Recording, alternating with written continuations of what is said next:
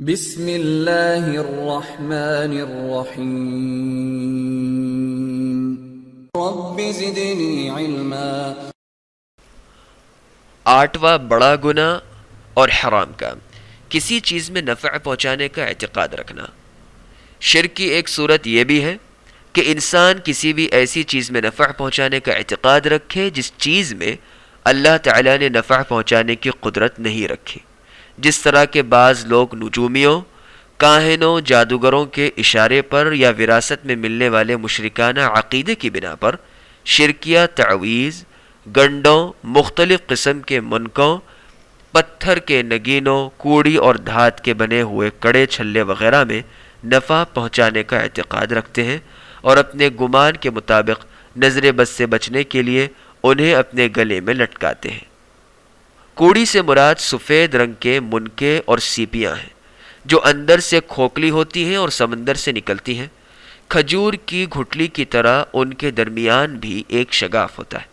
شرکی عقیدے کے حامل لوگ نظر بد سے بچنے کے لیے انہیں اپنے گلے میں لٹکاتے ہیں۔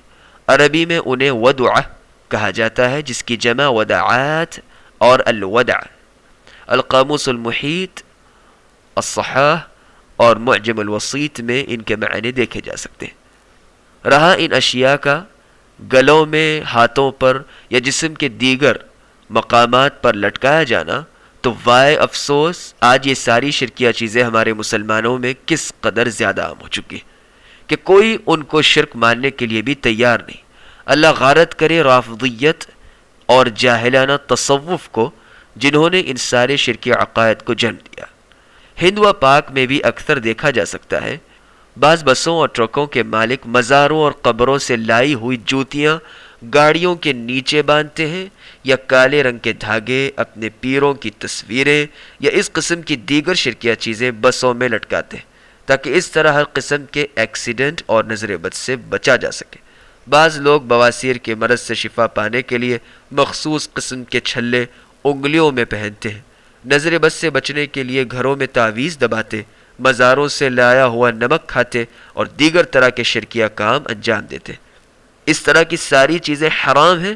عقیدہ توحید اور توکل علی اللہ پر مکمل بھروسے کے منافی ہیں، کیونکہ نفع و نقصان، شفا اور رزق سب کچھ صرف ایک اللہ وحدہ لا شریک لہ کے ہاتھ میں ہے۔ اس لیے تمام مسلمانوں کو ہر قسم کے شرکیہ کاموں سے کوسوں دور رہنا چاہیے۔ اللہ ہم تمام کو توفیق دے۔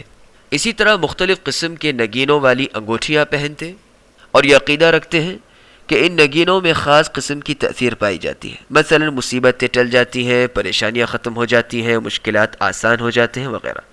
بلا شبہ یہ ساری چیزیں توکل علی اللہ کے خلاف ہیں، انسان کو مزید سست اور کمزور بناتی ہیں۔ ان چیزوں سے علاج کرنا کسی صورت درست نہیں، کیونکہ حرام چیزوں کے ذریعے علاج کرنے کی شریعت قطعاً اجازت نہیں دیتی۔ اگر تعویذ گھنٹوں کو کھول کر پڑھا جائے تو ان میں اکثر واضح ترین شرک ہوتا ہے۔ بعض جنوں اور شیطانوں سے مدد طلب کی جاتی ہے، پیچیدہ اور مبہم یعنی نہ سمجھے جانے والے قسم کے نقشے بنے ہوتے ہیں، یا غیر مفہوم سمجھ میں نہ آنے والی عبارتیں لکھتی ہوتی ہیں، یا غیر مفہوم سمجھ میں نہ آنے والی عبارتیں لکھی ہوتی ہیں۔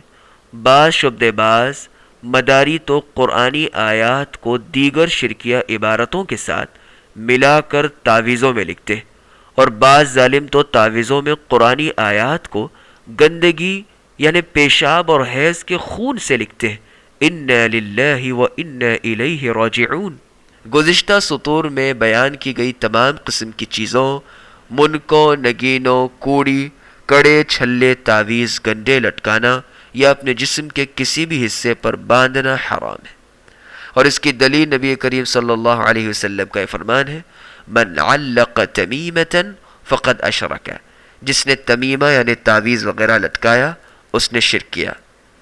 اس حدیث کو مسند احمد میں امام احمد نے جلد 4 صفحہ 156 میں روایت کیا، اور دیکھیے شیخ البانی رحمہ اللہ کے سلسلہ الحدیث الصحیحہ حدیث نمبر 492۔ علماء لغت نے تمیمہ کے 2 مفہوم بیان کیے ہیں، ایک لٹکایا جانے والا تعویذ، دوسرا منکے اور گھونگے وغیرہ جو عرب لوگ اپنے بچوں کے گلوں میں لٹکایا کرتے تھے تاکہ اس طرح انہیں نظر بد سے محفوظ رکھا جا سکے۔ اسلام نے زمانہ جاہلیت والے اس فاسد عقیدے کو باطل قرار دیا، بلکہ اسے شرک سے تعبیر فرمایا، کیونکہ عرب لوگ ان تمیموں کے ذریعے تقدیر میں لکھی ہوئی بات کو رد کر دینا چاہتے تھے، اور نظر بد سے بچانے والا صرف اللہ تعالیٰ ہے، جبکہ انہوں نے ان تمیموں کو سمجھ رکھا تھا، اور اسی بنا پر وہ مصیبت سے بچنے اور شفا حاصل کرنے کے لیے اللہ تعالیٰ کا دروازہ چھوڑ کر ان تمیموں پر اعتماد کرتے تھے۔ دیکھیے النہایہ فی غریب الحدیث لابن اثیر، مختار الصحاح للرازی، القاموس المحیط للفریز فیروز آبادی، المعجم الوسیط، المنجد عربی اردو، صفحہ 117۔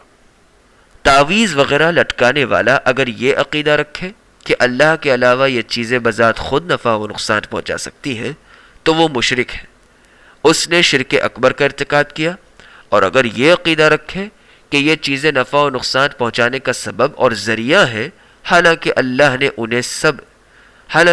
نے انہیں سبب نہیں بنایا، تو ایسا انسان بھی مشرک ہے، اس نے شرک اصغر کا ارتکاب کیا، اور یہ ذرائع و اسباب میں شرک کی ایک قسم ہے۔